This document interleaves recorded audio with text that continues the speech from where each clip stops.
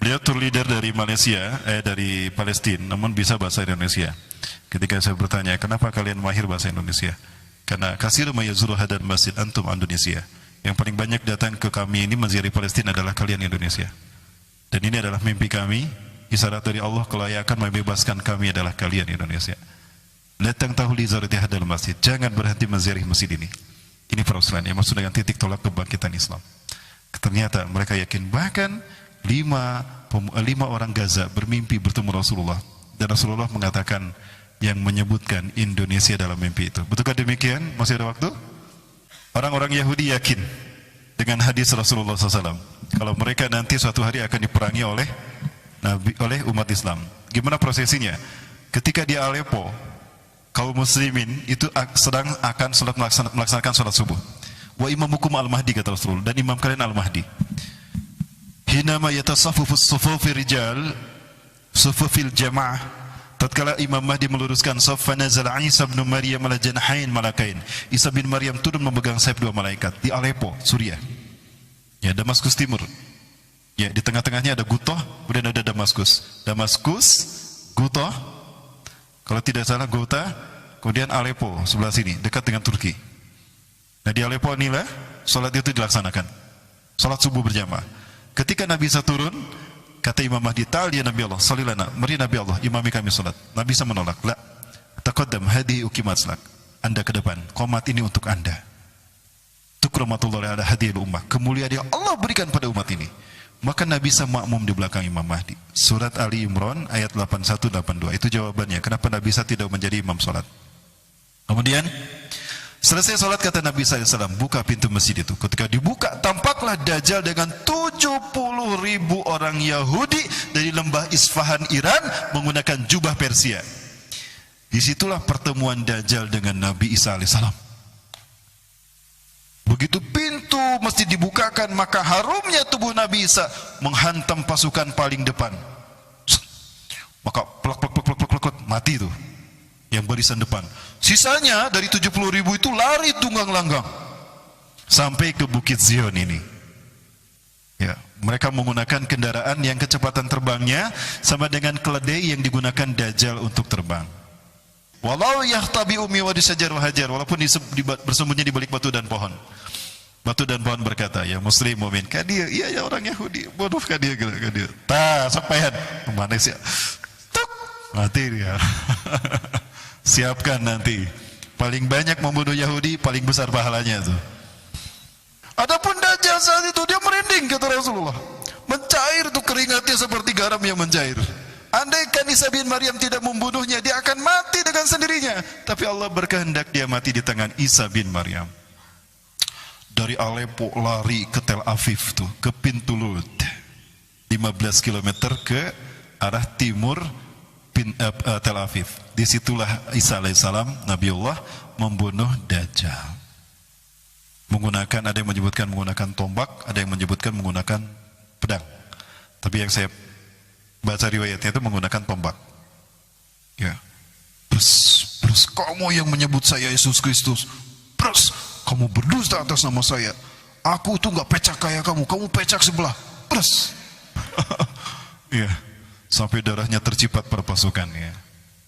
Ini prosesnya seperti itu. Nah, nanti yang sisanya itu banyak yang dibunuh di sini karena mereka meyakini. Karena di antara mereka ada yang menunggu di sini. Ya, ternyata adanya di Aleppo, tidak di sini.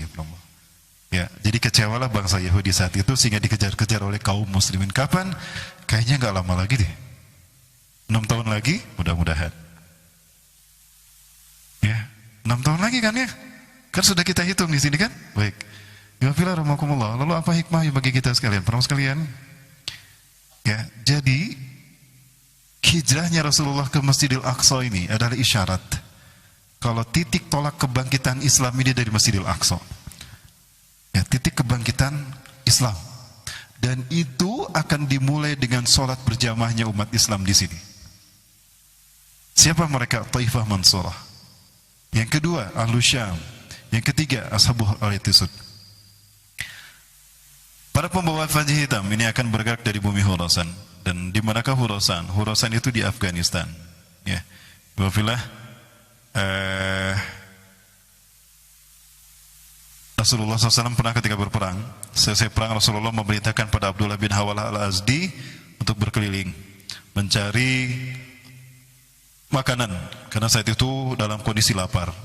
Tapi ternyata berjam-jam berkeliling tidak mendapatkan ghanimah. Tidak ada hewan seekor pun, baik itu ke unta, kemudian kambing ataupun sapi, tidak ditemukan. Maka kembali dalam wajah menyesal dan tangan kosong. Maka Rasulullah mengatakan, "Ya Ibnu Hawalah, hai Ibnu Hawalah, jika kamu melihat panji hitam berkibar di bumi Baitul Maqdis atau di pelatarannya, itu pertanda kiamat lebih dekat kepada kalian ketimbang kepala dan pundakmu ini." Pernah sekalian, sekarang di Gaza sudah berkibar panji hitam di sana. Selat Gaza. Coba lihat selat Gaza, panji hitam itu sudah berkibar. Artinya tinggal 75 km lagi ke Masjidil Aqsa, panji ini akan dibawa oleh Indonesia. Ya, makanya mereka menyambut kita, hamba Allah. Mereka menyambut kita. Mereka merayakan HUT RI. Mereka tidak diminta, mereka merayakan sendiri. Untuk membuat mereka bersabar menanti kehadiran kita. Karena mereka yakin yang akan membebaskan mereka dari kezaliman Yahudi adalah bangsa kita. Maka apa kita akan diam saja? Menunggu mereka habis? Kalau mereka habis, lalu akang-akang ini nikah dengan siapa? Anas itu mahal-mahal. Ya, secepatnya Allah. Mereka sedang menunggu kehadiran kita. Makanya mereka selalu merayakan HUT RI di sana. Tidak kita minta, tapi karena keyakinan mereka. Yang mereka kibarkan pertama kali bendera kita. Itu mengisyaratkan hadirnya kita dulu. Baru merdekalah mereka, baru bendera Palestina dikibarkan. Kebayang nggak sekalian? Seorang diri melihat ini. Bagaimana saya tidak nangis orang sekalian? Ini jajan dari Allah bagi kita. Sekalian, jangan boleh-leha. Pintu surga sudah dibukakan di sana. Dan tidak lama lagi dia terbuka di negara kita. Allahu Akbar. Inilah dia makna dari Isra Mi'raj, momentum kebangkitan Islam. Ya, maka jangan salah. Sekali lagi, mereka bermimpi bertemu Rasulullah. Ada 5 orang dari Gaza. Mereka bertemu mimpi Rasulullah SAW di malam yang sama. Mimpi bertemu Rasulullah di malam yang sama. Tidak saling kenal dan tidak janjian. Tidak SMS-an. Woi, malam ini kita mimpi Rasulullah ya. Enggak, karena mereka tidak saling kenal. Jadi mimpi itu Rasulullah berkata, "Ya ahla Syam, ya ahla Gaza, innal ladina sayuharrirukum min zulmil Yahud wa yu'adun al-aqsa ala rihabikum ikhwatukumul muslimun al-Indonesia." Hai ahli Gaza, hai penduduk Gaza, hai penduduk Syam, sesungguhnya orang-orang yang akan membebaskan kalian dari kezaliman Yahudi dan akan mengembalikan Al-Quds Al-Aqsa kepada tangan kalian adalah saudara-saudara kalian Muslim Indonesia. Allahu Akbar. Ya, persiapan yang terbaik saudaraku. Ya, ini adalah momentum kebangkitan Islam. Insyaallah kita runtuhkan kapitalisme Amerika dan Zionisme Yahudi dan kita kembalikan kemuliaan itu sebagaimana yang Allah janjikan lewat lisan Rasulnya. Badal Islamu ghoriba wa sayu'udu ghoriba kama bada. Islam datang asing pertama kali dan akan kembali asing kepada Allah. Fatubalil ghuraba, maka berbahagialah bagi orang-orang yang asing. Famanil ghuraba ya Rasulullah? Siapakah al-ghuraba itu Rasulullah? Alladzina yuhayyuna ma amatan nas min sunnati, ma amatan nas min sunnati. Orang-orang yang menghidupkan kembali sunnahku yang dimatikan oleh manusia. Sunnah untuk berjamaah salat di Masjidil Aqsa. Itu adalah sunnah yang saat ini ditinggalkan. Maka itu akan dilakukan dan itu akan menunjukkan bendera yang akan berkibar di sana adalah merah putih. Betul? Allahu Akbar. Insyaallah di antara mereka adalah kita. Ini bukan isaban jempol karena 5 ulama dunia mengatakan hal yang sama. Yang satu Syekh Ali Yaqub Al-Abbasi, Ketua Rabita Ulama Palestina, MUI-nya Palestina. Yang kedua, wakil beliau Dr. Syekh Abu Bakar Al-Awawidah ketika berada di Jogokarian mengatakan hal yang sama. Dari sekian banyak negara yang menerima Islam sebagai agamanya, tinggal Indonesia yang belum dipilih Allah untuk memimpin kebangkitan Islam. Tinggal kita. Mesir sudah, Arab sudah, Irak sudah, Yaman sudah, mana lagi yang sudah? Tinggal kita Indonesia yang belum. Malaysia dan yang lainnya itu kita wakilin. Ya, kita wakilin sama kita aja. Ya, kemudian siapa lagi? Hekmatyar.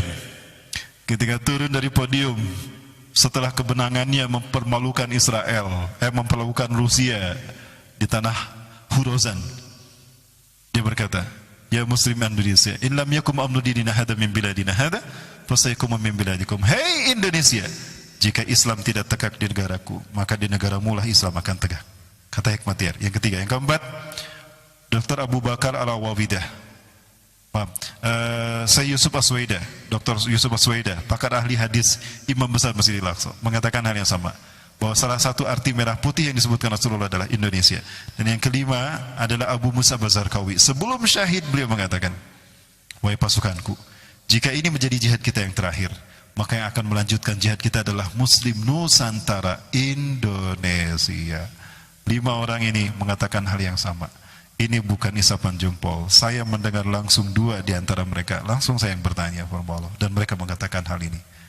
Apakah kita akan berleha-leha? Tidak. Sekarang sudah ada di pundak kita. Mari kita bersatu padu. Kita kuatkan iman Islam kita, kuatkan simpul ukhuwah kita. Dari masjid-masjid ini kita galang kesatuan, kita rekatkan ukhuwah Islamiyah, dan kita buktikan kekuatan kehambaan kita kepada Allah dengan kembali pada Quran dan Sunnah. Dan di saat itu kita melangkah maju. Kondisi Indonesia sekarang adalah latihan bagi kita untuk uji kelayakan, fit and proper test. Hadirnya PKI, hadirnya Syiah di tanah ini, hadirnya Cina, itu latihan bagi kita untuk menghadapi sang kampion kesesatan Yahudi dan Amerika di bawah kendali pimpinan Dajjal dan Iblis laknatullah alaihim. Yakinilah, tidak ada jihad yang paling hebat melainkan jihad ini, dan tidak ada syuhada yang terbaik kata Rasulullah melainkan syuhada di saat perjuangan itu ada. Dan pastikan ketika panji hitam itu hadir, merah putih berkibar di sana lewat tangan-tangan kita. Allahu Akbar. Siri-siri Palestina, siri-siri ya Aqsa, ya Ahlal Gaza, ya Ahlal Syam, isbiru wasabiru wangtaziru huduruna. Allahu Akbar. Baik, ingat itu kata-kata kita kepada mereka. Ya, kita katakan pada mereka, bersabarlah kalian, tingkatkan kesabaran kalian, tunggulah kehadiran kami untuk kita raih kemenangan itu bersama di atas ridho dan rahmat Allah Subhanahu wa taala. Persiapkan yang terbaik ikhwafillah. Ikhwafillah, apapun yang kita mampu lakukan. Dan tidak ada sedekah yang terbaik yang digunakan untuk menolong mereka yang terzolimi, melainkan sedekah yang kita keluarkan untuk bisa ibadahnya mereka di Masjidil Aqsa, maka pahala ampunan dosa bagi mereka itu pun yang kita dapatkan.